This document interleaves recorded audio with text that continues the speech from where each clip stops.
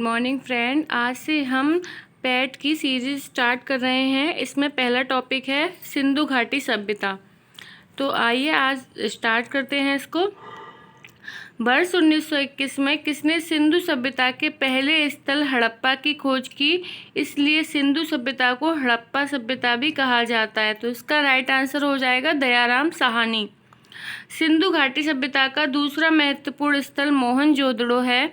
मोहनजोदड़ो का शाब्दिक अर्थ क्या है? तो इसका शाब्दिक अर्थ होता है मृतकों का टीला। मोहनजोदड़ो में उत्खनन कार्य 1922 में राखलदास बनर्जी के नेतृत्व में आरंभ हुआ। यह स्थल इस समय कहाँ स्थित है? तो यह स्थल है लड़काना जिला, सिंध प्रांत, पाकिस्तान में। भारतीय पुरातत्व महानिदेशक ने 1924 में सिंधु सभ्यता की खोज की विधिवत घोषणा की। उस समय भारतीय पुरातत्व का महानिदेशक कौन था? तो उस समय महानिदेशक थे सर जॉन मार्शल। J.F. मैके ने 1927 से 1931 तक तथा G.F. डेल्स ने 1963 में हड़प्पा सभ्यता के किस स्थल में उत्खनन कार्य किया? तो ये कार्य किया था मोहनजोदड़ो में। सिंधु घाटी सभ्यता के करीब 1500 स्थलों का अभी तक पता चला है। इनमें से केवल 7 को ही नगर की संज्ञा दी गई है। ये 7 स्थल कौन कौन से हैं? तो ये 7 स्थल हैं हड़प्पा, मोहनजोदड़ो, चनहुदड़ो, लोथल, कालीबंगा, सुतकांगेडोर एवं सुरकोटदा। तो ये 7 स्थल हैं। मोहनजोदड़ो को मृतकों या प्रेतों का टीला कहा जाता है। राजस्थान स्थित किस स्थल का अर्थ काले रंग की चूड़ियां हैं? तो इसका राइट आंसर हो जाएगा कालीबंगा। सिंधु घाटी सभ्यता के विस्तार के कारण किसने हड़प्पा एवं मोहनजोदड़ो को एक विस्तृत साम्राज्य की जुड़वा राजधानियां बताया है? तो ये बताया है स्टुअर्ट पिगट ने। मोहनजोदड़ो के लोग मुख्यतः किस प्रजाति के माने जाते हैं? तो ये भूमध्य सागरीय प्रजाति के माने जाते हैं। किस सभ्यता के निवासियों को कुओं, खंभों और नालियों के निर्माण का ज्ञान था, किंतु मेहराब के निर्माण के बारे में नहीं पता था? तो ये हैं हड़प्पावासी। हड़प्पा के लोगों की सामाजिक पद्धति कैसी थी? तो ये उचित समतावादी थी। सिंधु घाटी सभ्यता के खुदाई में मिले अवशेषों में तत्कालीन व्यापारिक और आर्थिक विकास के द्योतक क्या हैं? तो मुद्राएं हैं। हड़प्पा काल की मुद्राओं के निर्माण में मुख्य रूप से किस द्रव्य का उपयोग किया गया था? तो ये टेराकोटा का उपयोग किया था। हड़प्पा पाकिस्तान के पंजाब प्रांत में स्थित मोंटगोमरी जिले में किस नदी के बाएं तट पर स्थित है? तो ये रावी नदी के बाएं तट पर स्थित है। हड़प्पा के टीले के विषय में सर्वप्रथम जानकारी 1826 में चार्ल्स मैसन ने दी थी। इसके पूर्वी टीले को नगर टीला कहा जाता है। पश्चिमी टीले को क्या कहा जाता है? तो इसको पश्चिमी टीले को कहा जाता है दुर्ग टीला। नेक्स्ट है हड़प्पा में सामान्य आवास क्षेत्र के दक्षिण में एक कब्रिस्तान स्थित है जिसे समाधि R37 नाम दिया गया है। इस कब्रिस्तान से जो ताबूत मिला है वह किस लकड़ी का बना है? तो वो लकड़ी है देवदार की। हड़प्पा में अन्नागार गढ़ी से बाहर मिला है जबकि मोहनजोदड़ो में ये गढ़ी के अंदर है। 6-6 की 2 पंक्तियों में निर्मित कुल 12 कक्षों वाले एक अन्नागार का अवशेष कहाँ प्राप्त हुआ है? तो ये प्राप्त हुआ है हड़प्पा में। हड़प्पा वासी किस वस्तु के उत्पादन में अग्रणी थे? तो ये कपास में अग्रणी थे। सिंधु घाटी सभ्यता के लोगों का मुख्य व्यवसाय क्या था? तो मुख्य व्यवसाय था उनका कृषि।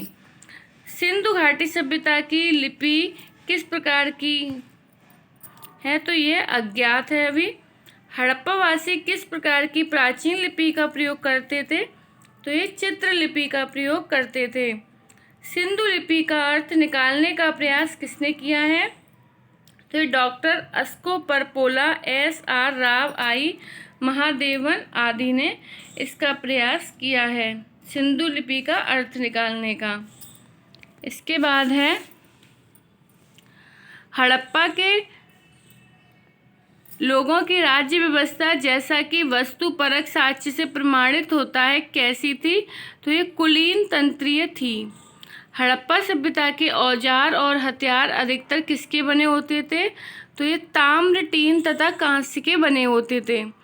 सिंधु घाटी सभ्यता के समय वजन और माप की संख्या थी 16। सिंधु सभ्यता के बांटों की तौल में अनुपात 1, 2, 4, 8, 16, 32 आदि का था।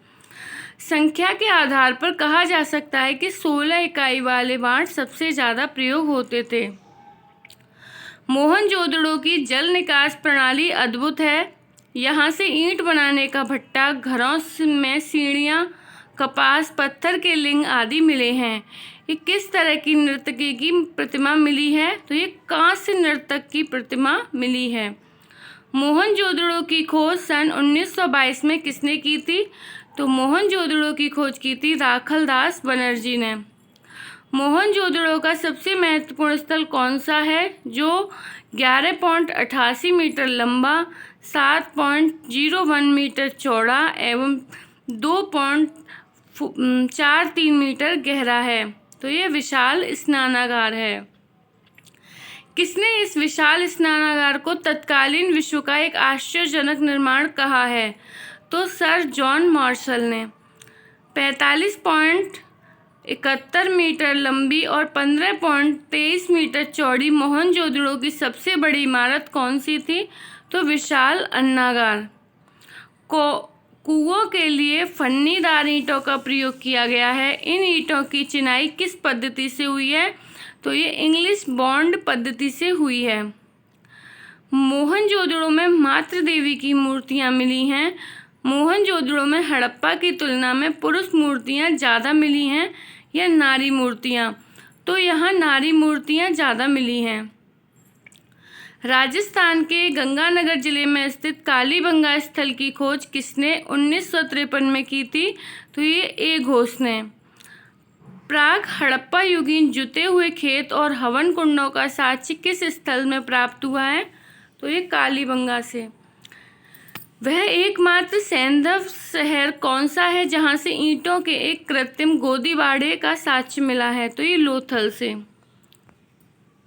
अहमदाबाद जिले के सरागवाला गांव में से 80 किलोमीटर दक्षिण में किस नदी के तट पर स्थित लोथल स्थल की खोज 1957 में डॉक्टर SR राव ने की थी, तो भोगवा नदी के तट पर।